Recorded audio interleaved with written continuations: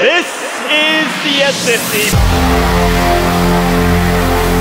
Hello, world. This is the CS50 Podcast. My name is David Malan, and this is episode 0, our very first. And I'm joined here by CS50's own Colton Ogden. This is an interesting new direction that we're going Yeah, into. it's one in which we clearly haven't rehearsed.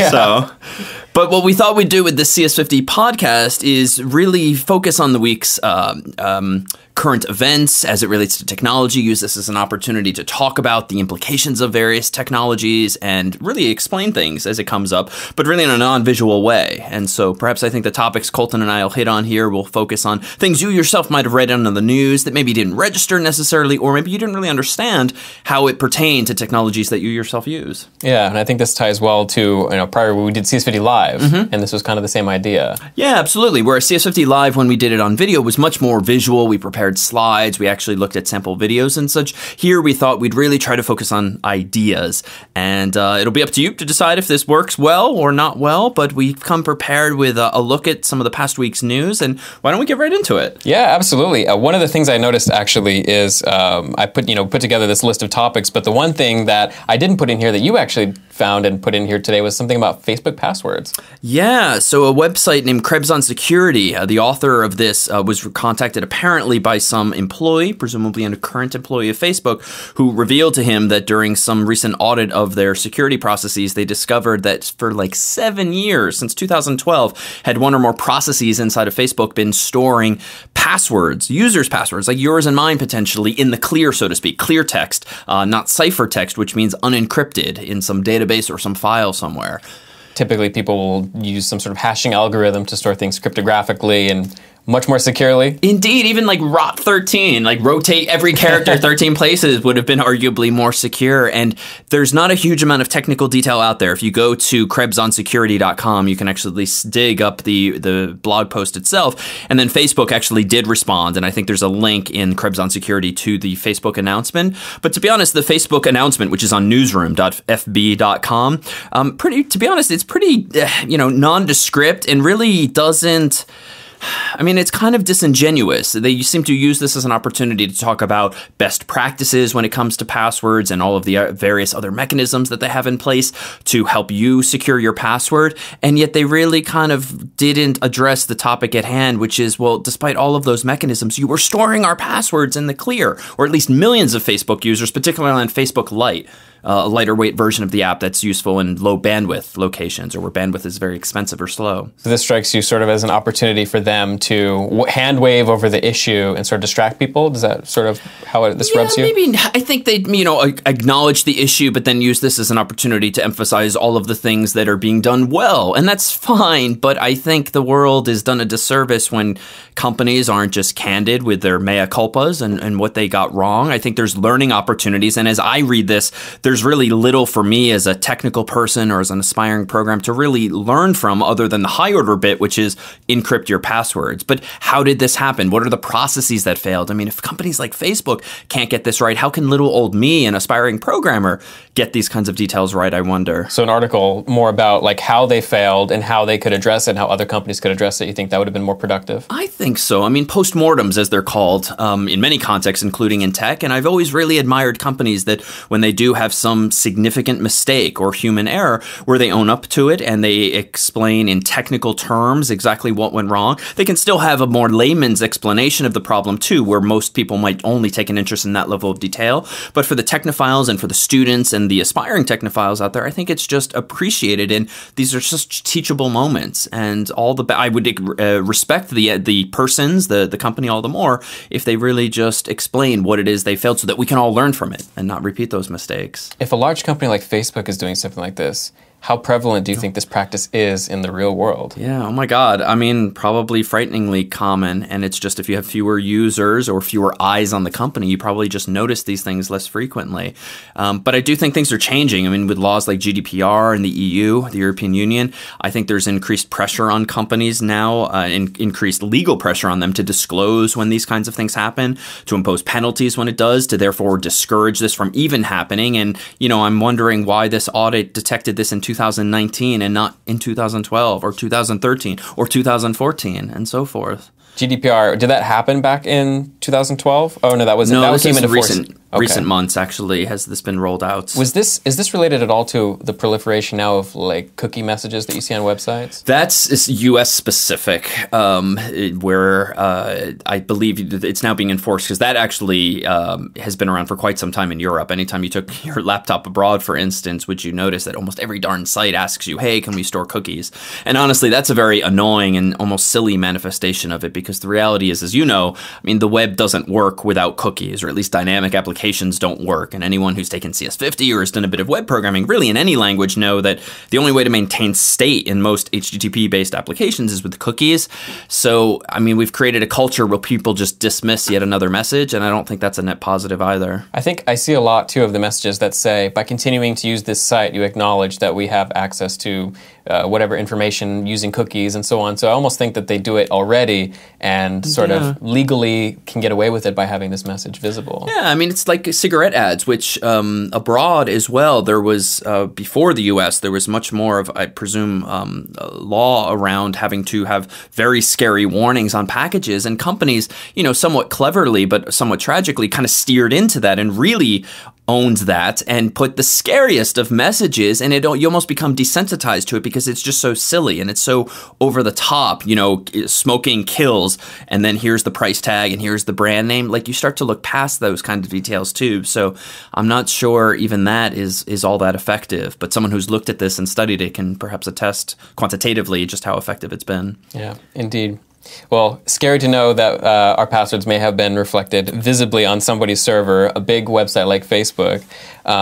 Related to that, another of the topics that I sort of dug into a little bit yesterday, or not yesterday, a few days ago, was Gmail Confidential Mode, a new feature that they're starting to roll out. Yeah, I saw that just in March. One of the articles on Google's blog discussed this. So do you understand what they're offering now as a service? I'd have to reread back through the article. So from what I understood, though, it was encrypting not P2P emails, but encrypting the emails towards a sort of proxy, towards a center point, and then forwarding that encrypted email to the other person on the receiving end. But I remember reading in the article that P2P encryption wasn't something that they were actually going to start implementing just yet. Yeah, and this is kind of the illusion of security or confidentiality. In fact, I was just reading after you sent me this link on the EFF's website, the Electronic Frontier Foundation, who are really very progressively minded, security-conscious, privacy-conscious individuals as a group. They noted how, this really isn't confidential. Google, of course, still has access to the plain text of your email. They don't claim to be encrypting it peer-to-peer, so they're not being disingenuous. But I think they, too, are sort of creating and implying a property confidentiality that isn't really there. And what this does, for those unfamiliar, is when you send an email in Gmail, if you or your company enables this feature, I think it might still be in beta mode or in trial mode. I don't think it's officially fully deployed yet, but yeah. So you can opt into it if you have a corporate account, for instance. It gives you an additional lock icon on the compose window for an email where you can say that this message expires, sort of James Bond style, after some number of hours. You can add an SMS code to it, so the human who's receiving it has to type in a code that they get on their cell phone, and it also prevents users from forwarding it, for instance, therefore accidentally or intentionally sending it to someone else. But there's the fundamental issue, because you start to condition people potentially into thinking, oh, this is confidential, no one can see the message that I'm sending or that I've received, and that's just baloney, right? And you or I could take out our cell phone right now and not screenshot, but photograph anything on our screen. You could certainly highlight and copy paste it into some other email. And so I think these kinds of features are dangerous if users don't really understand what's going on. And honestly, this is going to be a perfect topic in CS50 itself, or CS50 for MBAs or for JDs at Harvard's graduate schools, because if you really push on this, what does confidential mean? Well, not really much. You're just it's more of a social contract between two people. Okay, I won't forward this.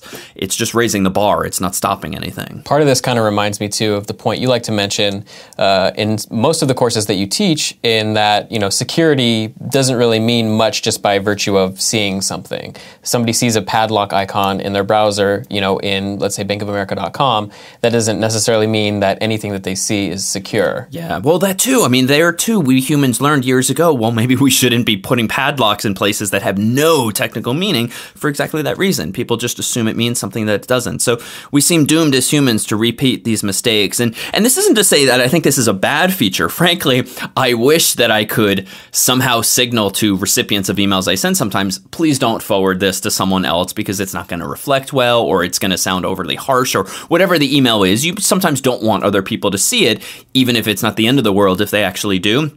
But short of writing in all caps, like, do not forward this email at the very start of your message, most people might not realize. So I think having a software mechanism that says not forwardable isn't bad, but, it should probably be like, please don't forward, and not imply that this is confidential and no one else is going to see it. Do you think that there's some sort of risk involved in making these emails self-destructive, in as much as maybe it will bite people sort of in the future when maybe they want to look back on records that are important like this? Could be. I mean, there too, I suspect there are business motivations for this, for retention policies, where there might be laws or policies in place where companies do or don't want to keep information around because it can come back to bite them. And so maybe it's a good thing if emails do expire after some amount of time, so long as that's within the letter of the law. But I presume it's motivated in part by that. So this is a software technique that helps with that. And so in that sense, confidential does have that kind of meaning, but it's not secure. And I worry that you put a padlock on it, that doesn't necessarily mean to people what you think. I mean, so many people, and kids especially, might think, or once thought, that Snapchat messages are indeed ephemeral and they'll disappear. But I mean, they're still on the servers. They can be on the servers. You can screenshot them or record them with another device. So I think we do humans a disservice if we're not really upfront as to what a feature means and how it works. And I think we should label things appropriately so as to not oversell them. Yeah, and it sort of takes unfortunate advantage of those who are not as technically literate as well, allowing them to sort of, or at least capitalizing on people taking for granted these things that they assume to be true. Yeah. I mean, we've been doing this, honestly, as humans for 20, 30 years with DOS. You might recall that when you format a hard drive, which generally means to erase it and prepare it to have something new installed on it. The command back then when you used to delete it or fdisk it or whatever it was are you sure you want to proceed? This will erase the entire disk. Something like that. And I think it actually was in all caps. But it was false, technically, right? All it would do is rewrite part of the headers on disk, but it would leave all of your zeros and ones from previous files there in place. And there, too, we said it would delete or erase information, but it doesn't. And so for years, maybe to this day, do people assume that when you delete something from your Mac or PC or empty the recycle bin or whatnot, that it's gone? But anyone who's taken CS50 knows that's not the case. I mean, we have students recover data in their forensics homework alone. You have a background certainly in this too. You did this for a few years. Yeah. A couple years, a year or two, in graduate school. If you were to advise our listeners on the best way to sort of format their hard drive and avoid this fallacy, what would be your suggestion? Drop it in a volcano. So are you insinuating that there is no truly safe way to clean a hard drive? No. Well, in software, it's risky. I think if you really want peace of mind because you have personal documents, financial documents, family documents, whatever it is, that you want to destroy, physical destruction is probably the most safe. And there are companies that allow you to physically destroy hard drives. They drill holes in it or they crush it or whatnot, or you can take out a hammer and try to break through the device. But it's difficult, as we've seen in class when we've disassembled things, you and I, for CS50's Introduction to Technology class. It's hard just to get the damn screws open. So that's the most robust way, is physical destruction. You can wipe the disk in software. Frankly, it tends not to be terribly easy. It's easier with mechanical drives, hard disk drives that spin around, but with SSDs, the solid state drives that are purely electronic these days, it's even harder because those things in a nutshell are designed to only have certain parts of them written to a finite number of times. And eventually the hard drive after a certain number of writes or after a certain amount of time, will stop using certain parts of the disks. And that does mean you have slightly less space available potentially, but it ensures that your data is still intact. That means that even if you try to overwrite that data, it's never going to get written to because the device isn't going to write to it anymore. Oh, I see. It closes off certain sectors that might have data written in. That's interesting. I didn't know that. So you're better off just destroying that disk at that point too. So it's wasteful, unfortunately, financially, but if you want true peace of mind, you shouldn't just wipe it with software. You shouldn't hand it off to someone and assume that Best Buy or whatever company is doing it for you is going to do it properly as well. You should probably just remove the device if you can, destroy it, and sell the rest of the equipment. I think this is reflected too in Mr. Robot, where he microwaves an SD card that he tries to get off of his. I don't know if I saw that episode then. This was, I think, the second episode. That's probably not the right way to do it. That's probably just very dangerous. That's probably I think it exploded in the video. But don't put metal things. For our CS50 listeners out there, don't put metal things in microwaves. Yeah, generally not advisable. No, I think never advisable. So I guess sort of related to the topic of security, there was an article recently published on Gizmodo about how the FCC admitted in court that it can't track who submits fake comments to its database. Yeah, I was reading that, and as best I could tell, it sounded like they had a web-based form to solicit feedback on, what was it, net neutrality or some topic like that. And they claimed that they couldn't trace who it was because apparently there were millions of bogus comments generated by script kiddies or just adversaries who wrote programs to just submit comments again and again and again and again. And as best I could infer, it sounds like they weren't logging maybe who they were coming from, maybe its IP address.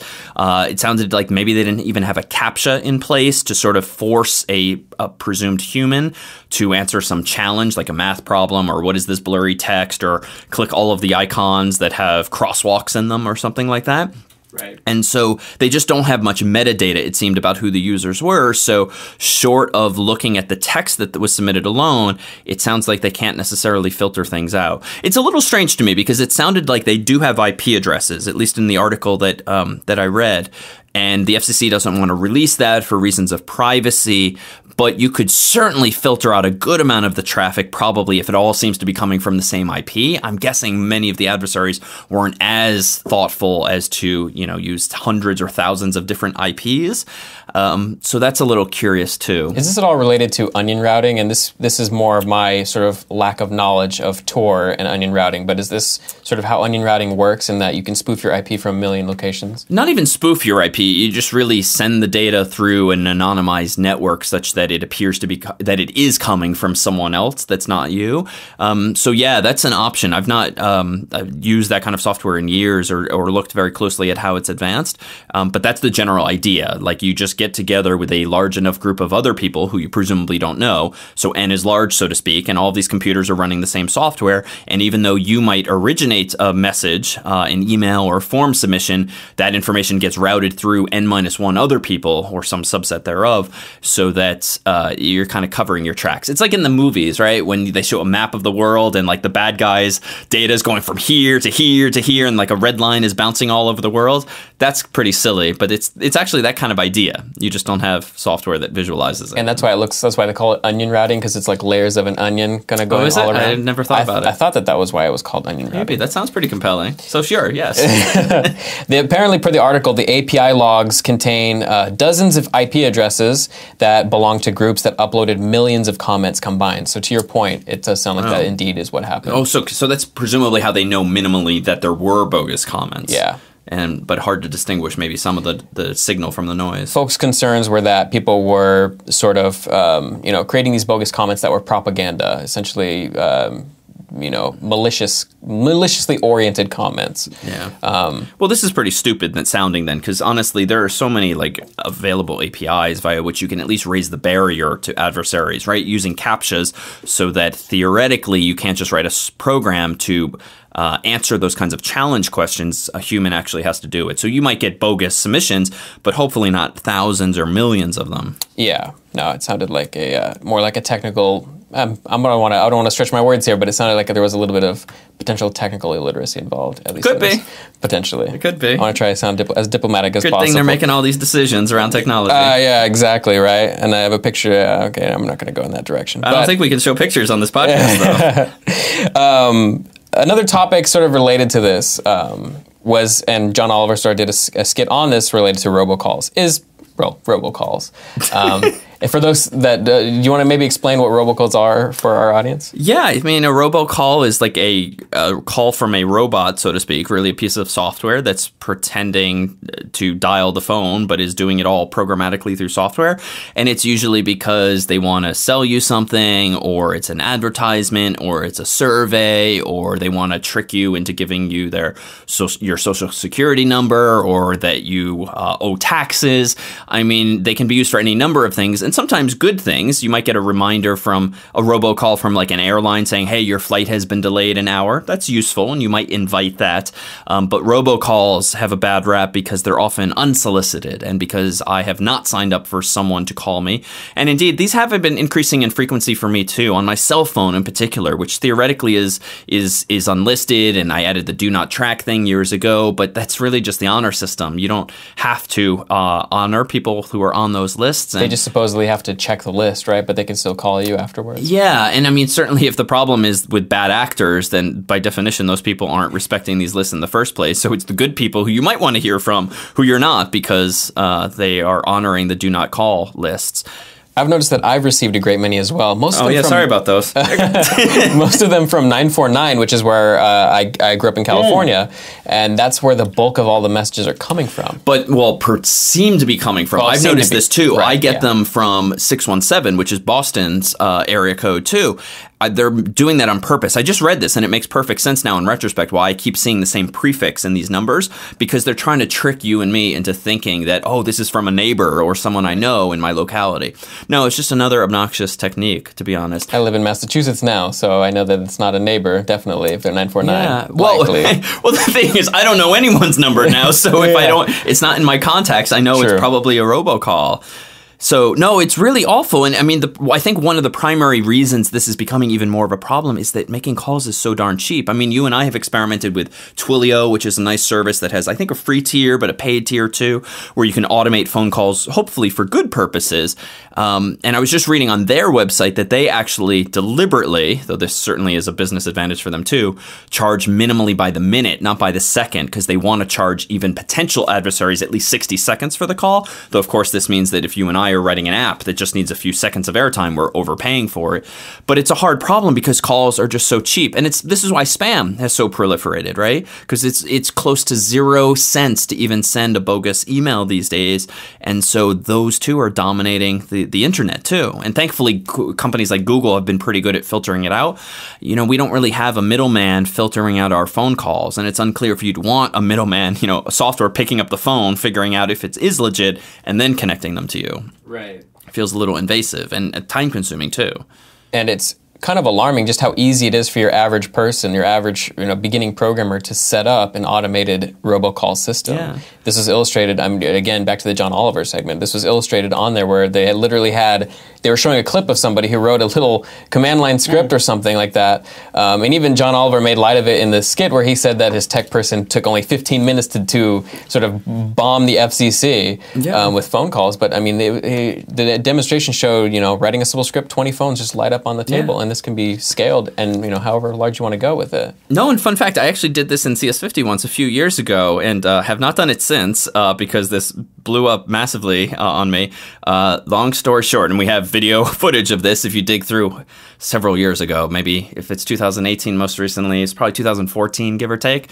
In one of the lectures mid-semester, we were talking about web programming and APIs, and I wrote a script in advance to send a message via text, but technically via email to text. It was sent through what's called an email to SMS gateway that would send a message to every CS50 student in the room. And at the time, I foolishly thought it would be cute to say something like, "Where are you? Why aren't you in class?" ? And the joke was supposed to be because if anyone were, cutting class that day and weren't there, they'd get this message from CS50's bot thinking, oh my God, they know I'm not there. When really everyone else in the classroom was in on it because they saw me running the program and they knew what was going to happen. And it was pretty cool in that all of a sudden a whole bunch of people in the room started getting text messages with this, I thought, funny message. But I had a stupid bug in my code and essentially my loop sent one text message the first iteration, then 2 text messages the second iteration, then 3 text messages the third iteration, whereby the previous recipients would get another and another and another, because I essentially kept appending to an array or to a list of recipients instead of blowing away the previous recipient list. It's like a factorial operation? Well, a geometric series, technically, or if you did, I think I did out the math. If I had not hit Control-C pretty quickly to cancel or to interrupt the process, I would have sent 20,000 text messages, and they were going out quickly. And I felt horrible because this was enough years ago where some people were still paying for text messaging plans. It wasn't unlimited, which is pretty common, at least in the US these days, to just have unlimited text or iMessage or whatever. So, this could have been costing students 10 cents, 25 cents or whatever. So we offered to compensate anyone for this. And I did have to shell out a $20 bill, I think, to one student whose phone I had overwhelmed. But there too, it was also phones were old enough that they only had finite, well, they always had finite memory, but they had terribly little memory. And so when you get a whole bunch of text messages back in the day, it would push out older text messages. And I felt awful about that, kind of overwhelming people's memory. So anyhow, this is only to say that even hopefully good people with good intentions can use robocalls or robo-texting accidentally for ill. And if you're trying to do that deliberately, maliciously, it's just so darn easy. So, solutions to this then? Don't let me in front of a keyboard. There was a little bit of reading I was doing, and it might have been in the same article, but cryptographically signing phone calls. Is this something that you think is possible? Yeah, I don't know terribly much about the phone industry other than it's pretty backwards or dated in terms of how it's all implemented. I'm sure this is solvable, but the catch is, how do you roll it out when you have old school copper phone lines, when you have all of us using cell phones on different carriers? It just feels like a very hard coordination problem. And honestly, now that data plans are so omnipresent and we decreasingly need to use voice per se, you can use voice over IP, so to speak, I wouldn't be surprised if we don't fix the phone industry, but we instead replace it with, some equivalent of WhatsApp or Facebook Messenger or Skype or Signal or any number of tools that communicate voice but over software. And at that point, then yes, you can authenticate. Okay, that makes sense. Especially if this keeps scaling, I feel like this is an eventuality. I imagine, yeah. Even now, right, like I don't get calls via any of those apps. Well, some of them, the Facebook ones I do, from people that aren't in your contacts. Sometimes it just goes to your other folder or whatnot. But I'm pretty sure you can prevent calls from people who aren't on your whitelist on those apps like Signal and WhatsApp that do use end-to-end encryption. Sure, yeah. That makes sense. So we shall see. There was so away from the, the security, which has been a major theme of the podcast, towards something a little bit different, actually. And this is pretty cool, and I'm, particularly for me because I'm into games, but Google actually announced a brand new streaming service that people are really talking about. Yeah, that's really interesting. You probably know more about this world than I do, since I am a fan of, like, the NES, the original. Well, it's called Stadia, and I've done a little bit of reading on it, not terribly, because there's actually not that much about it right now. Okay. It just was announced maybe 2 or 3 days ago, and actually Kareem, one of our team, actually kindly showed it to me because I wasn't aware this was going on at a live event. Okay. But it's essentially an idea that's been done before. The companies have done this sort of, we process all the games and then we stream the video signal to you and you play, and there's this back and forth. My initial sort of qualm about this is that we're fundamentally dealing with streaming latency. Yeah, of course. I find it highly unlikely that we can, especially for geographically distant locations amongst servers and amongst consumers, that we can deal with less than 13 milliseconds of latency in between a given frame and the input on someone's machine. Maybe right now, but this seems inevitable. So I kind of give Google credit for being a little bleeding edge here. Like, this probably won't work well for many people, but it feels inevitable, right? Like, eventually we'll have so much bandwidth and so low latency that these kinds of things seem inevitable to me, these applications. So I'm kind of comfortable with it being a bit bleeding edge, especially if it maybe has sort of lower quality graphics, more Nintendo style than Xbox style. which at least with the Wii, the original Wii, was like a design decision. I think it could kind of work. And I'm very curious to see how well it works. But yeah, I mean, even latency, we for CS50's IDE and for the Sandbox tool and the Lab tool that support X-based applications, which is the windowing system for Linux, the graphical system, doesn't work very well for animation. I mean, even you, I think, implemented Breakout for us a while back. And tried it out. And it's okay, but it's not compelling. But I'm sure there are games that would be compelling. Yeah, I know that in their examples they were doing things like Assassin's Creed Odyssey, very recent games that are very high graphic quality. I mean, I would definitely like to see it work if possible. No, I think that would be pretty cool. One less thing to buy too, and it hopefully lowers the barrier to entry to people. You don't need the hardware. You don't need to connect something else. You don't need to draw the power for it. I mean, there's some upsides here, I think. I think especially if they are doing this at scale, and Google already does this surely, but they have a CDN network that's it's very maybe a US-centric thing first, and then can scale it out to other countries. Maybe the latency between any given node on their network or the gap is small enough such that the latency is minimal. Yeah, as long as it's less than 13 milliseconds. That's the 1's over 60, which is typically games are 60 frames per second. That's the amount of time it needs to be to process input and feel like it's a native game. Well, to be honest, I mean, this is similar to their vision for Chromebooks, which, if you're unfamiliar, is a relatively low-cost laptop that is kind of locked down. It pretty much gives you a browser, and that's it. The presumption being that you can use things like Gmail and Google Docs and Google Calendar, even partly offline if you're on an airplane, so long as you pre-open them in advance and sort of cache some of the code. I mean, that works well so long as you have good internet. But we've chatted with some of our high school students and teachers whose schools use Chromebooks, and it's not great when the students need to or want to take the laptops home. Maybe they don't have or can't afford their own internet access at home, so there's certainly some downsides. But I don't know. I feel like within enough years, we'll be at the point where internet access of some sort is more commodity like electricity in the wall. And so long as you have that kind of flowing into the house, that it'll be even more omnipresent than it is now. Sure. Yeah, that makes total sense. I would definitely like to see it happen. I hope it does. Yeah, so... Well, I think that's all the topics that we sort of had lined up. We covered a nice sort of breadth of them. This was great. I like this format. Yeah, no, hopefully you're still listening, because I feel like we should offer a couple bits of advice here. I mean, one on the Facebook password front. I mean, even I did change my password. I don't know if mine was among the millions that were apparently exposed in the clear, and it's not clear that any humans noticed or used the password in any way, but changing your password's not a bad idea. And as you may recall from CS50 itself, if you've taken the class, you should probably be using a password manager anyway, and not just picking something that's pretty easy for you to remember. Better to let software do it instead.